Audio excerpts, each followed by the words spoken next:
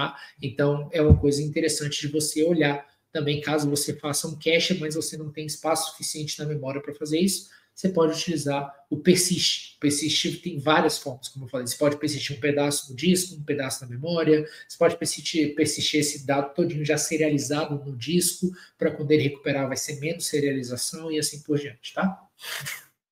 11. Isso aqui é uma regra que eu uso para qualquer consultoria que eu faço com Spark. Tá, ultimamente faz tempo que eu não faço um troubleshooting de Spark, eu gosto bastante de fazer, não faz tempo que eu não faço, eu faço mais ou menos uns 8 meses que eu não brinco com isso, mas eu identifiquei esses 3 grandes pilares aqui, que é in, transform e out. Então, quando você quebra esses 3 pedaços aqui, se você tem esse problema e você resolve ele, 70% dos seus problemas eles vão embora. Tá? Isso foi na minha experiência nos últimos 7 anos, 5 anos trabalhando com Spark. Quando você quebra esses caras e você resolve esses problemas aqui, você evita, cara, muitos deles. Então, por exemplo, se você tem problema de arquivo em formato devagar, como eu já falei para aqui, se você tem skill de dado, você já sabe que seu dado tem skill, você resolve ele no início, você já resolve outro problema. Se você tem muito I/O e você aumenta a partição ou diminui, então o que você pode fazer aqui? Você pode ter um formato eficiente, você pode otimizar particionamento, né? Geralmente a gente vai evitar, mas aqui você vai otimizar utilizando um formato de arquivo como Delta Lake, por exemplo. Aqui, fazer queries específicas para puxar. Outra coisa que muita gente faz, mas muita gente, eu vejo no código de basicamente todo mundo. Você vai lá, tem um parquet, o cara tá certo.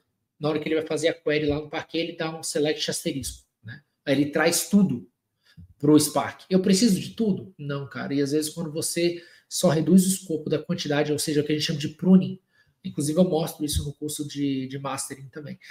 Quando você fala do pruning, o quanto que você diminui ao longo do tempo é absurdo o que você ganha, tá? E fazer broadcast para datasets menores, tá? Então aqui você já resolve a entrada. Para transformação, evitar o DFs, lembra que o DF utiliza o Python ali, e aí ele utiliza um outro compilador para cada linha que passa, ele tem que passar no compilador do Python e voltar para o Spark. Então a gente evita fazer isso, tá? Então aqui é uma coisa interessante. Shuffles desnecessários e movimento de dados desnecessário, então é importante você entender, e não tem problema de out of memory.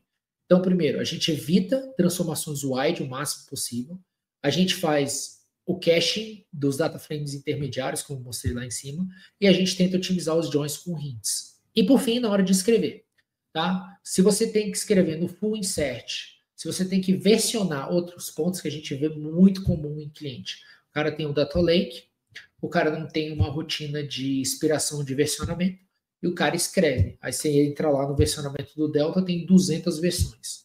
Cara, vai ficar lento. Muito lento. Tá? Então é importante que você faça o pruning dessas versões também. Então, otimizar usando repartition com Alessi, utilizar um formato de arquivo Iceberg ou Delta, e para particionamento de dados, agora a gente vai falar daqui a pouco de Liquid Clustering, tá? Que é um game changer muito legal no Delta. 12, estamos acabando.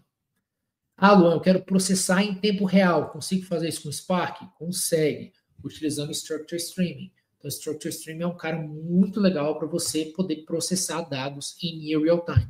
Tá? Muita gente conhece o Structure Streaming em microbatching, mas poucas pessoas sabem agora que ele oferece o Continuous Processing. Ou seja, ele para de processar de 10 a 100 milissegundos para processar de 1 a 10 milissegundos. Então, agora você tem a possibilidade de utilizar o Continuous Processing, que é um processamento ainda mais agressivo de processamento no Spark, ainda mais trazendo o projeto Lightspeed, né? Tá ficando massa, tá ficando legal, tá gostando de ver. O quê? Começando a ter essa característica de realmente de processamento em streaming, o Bradley Speed tornando, a gente tá vendo agora ele tomando mais forma, né? Sim. Gente, para quem ficar no final aqui, a gente já tá acabando, eu vou compartilhar com vocês aqui. Pode ficar tranquilo, tá? Beleza. 13, estamos chegando no final. Utilizar obrigatoriamente um formato de tabela, né? Então, se você ainda não utiliza, utilize um dos 3. O que você recomenda, Luan? É difícil? Depende. Mas se você for utilizar Spark, eu recomendo o Delta ainda. Tá? Meu ambiente é todo Spark-ish. Eu utilizaria Delta.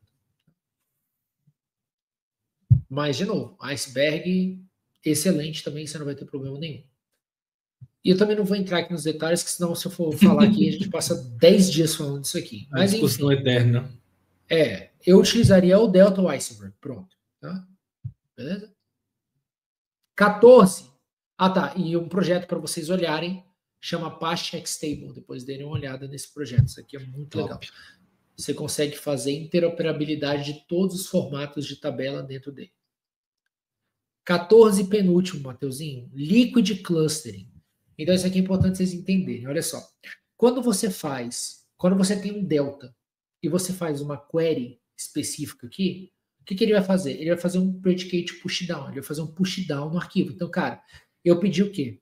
2022, mês 4, dia 22, ID 2500, 25 mil. Aí ele vai entrar aqui e falar, opa, 25 mil.